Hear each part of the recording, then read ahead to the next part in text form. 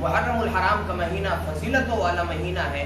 محرم الحرام کے مہینے میں جو اعمال آپ کرو گے، عبادتیں آپ کرو گے، اجر اللہ تعالیٰ بڑھا کر کے عطا کرتا ہے. تو اسی طریقے سے اگر کوئی کام آپ اس میں خلاف شرع کرو گے، شریعت کے خلاف کرو گے، تو پھر گناہ بھی بڑھ کر کے ملے گا.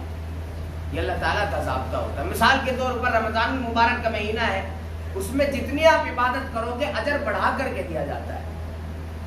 لیکن اگر اسی مہینے میں آپ گناہ کرنے لگے، زناکاری کرنے لگے، تو پھر اس کا گناہ بھی بڑھ کر کے آپ کو ملے گا اور سختیاں ہوگی اللہ تعالیٰ کی طرف سے.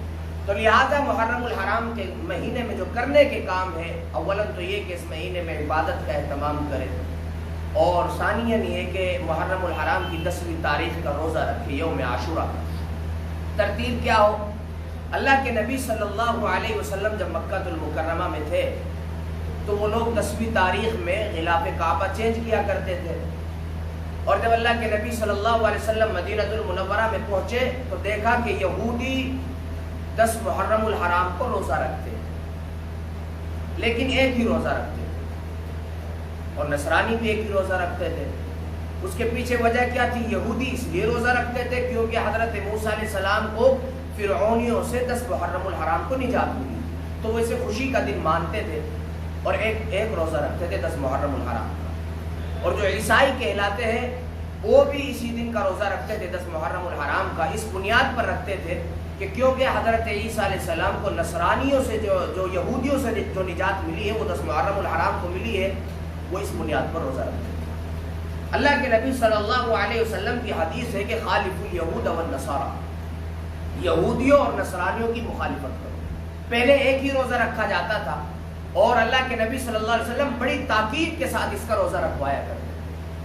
اور بعض مرتبہ تو ایسا ہوتا تھا کہ جب 10 محرم الحرام کی تاریخ آتی، اللہ کے نبی صلی اللہ علیہ وسلم صبح میں اعلان کرا دیا کرتے تھے کہ جن لوگوں نے ابھی تک کچھ کھایا پیا نہیں وہ نیت کر لے روزے کی، اور جو کھا پی چکے ہیں وہ شام تک بغیر کھائے پیے روزے دار کی طرح رہے.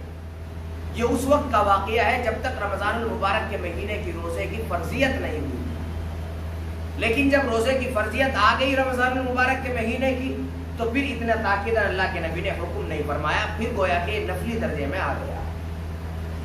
صحابہ کرام رضوان اللہ علیہم اجمعین نے عرض کیا کہ یا رسول اللہ، یہودی بھی روزہ رکھتے ہیں، نصرانی بھی روزہ رکھتے ہیں، تو یہ تو ان کی مطابقت ہوئی، اور لہٰذا مسلمانوں کو چاہیے کہ وہ ان کی مخالفت کرے ہر عمل میں. تو اللہ کے نبی صلی اللہ علیہ وسلم کی روایت ہے، فرمان ہے خالف الیہود والنصارى، یہودیوں اور نصرانیوں کی مخالفت کرو. تو اللہ کے نبی نے فرمایا کہ آئندہ سے ہم 9 اور 10 محرم الحرام کا روزہ رکھیں گے.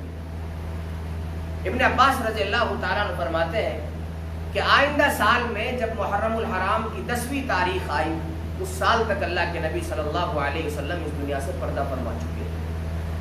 تو لہذا حضرات صحابہ کرام کا عمل یہ رہا ہے کہ وہ دو روزے رکھتے تھے، یا تو 9 اور 10 محرم الحرام کا، یا 10 اور 11 کا، مخالفت کی بنیاد پر، تاکہ 2 روزے رکھیں. تو لہذا مسلمانوں کو چاہیے کہ محرم الحرام کی یا تو 9 اور 10 تاریخ میں روزہ رکھے، اگر 9 میں نہ رکھ سکے تو 10 اور 11 کا کر لیں، ایک بات. اور دوسرے یہ کہ یوم عاشورہ کے روز اپنے اہل و عیال پر فراخ دلی کے ساتھ خرچ کیا کریں. اللہ کے نبی صلی اللہ علیہ وسلم نے فرمایا کہ یوم عاشورہ کے روز جو لوگ اپنے اہل و عیال پر فراخ دلی کے ساتھ خرچ کرتے ہیں، اللہ تعالیٰ ان کے گھر میں وسعت پیدا کر دیتا ہے، برکت پیدا کر دیتا ہے. تو اس کی یہ فضیلت ہے. تو 10 محرم الحرام میں اپنے اہل و عیال پر فراخ دلی کے ساتھ خرچ کریں، جتنا ممکن ہو سکے اپنی وسعت اور حیثیت کے مطابق ان پر